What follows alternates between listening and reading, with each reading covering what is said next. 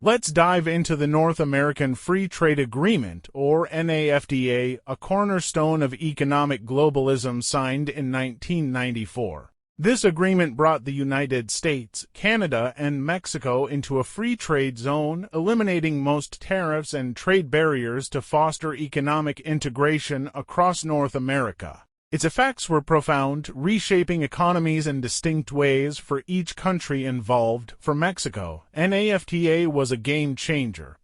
The promise was economic growth and foreign investment, and it delivered in many ways.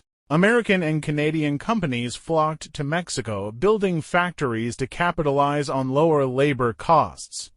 This led to a boom in manufacturing, especially in industries like automotive and electronics, creating jobs and boosting exports. However, it wasn't all positive. Small Mexican farmers struggled to compete with cheap, subsidized U.S. corn, flooding the market.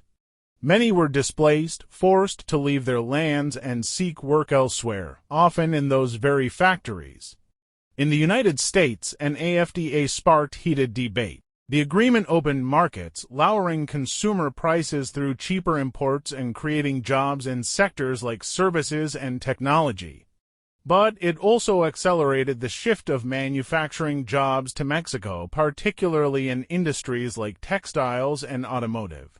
Rust Belt states felt the sting, with factory closures and job losses fueling criticism of the deal.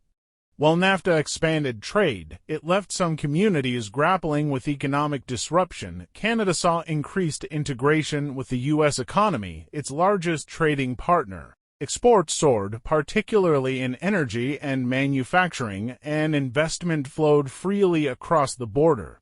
This boosted economic growth, but it came with a catch. Canada's economy became more tied to U.S. fortunes, making it vulnerable to American downturns.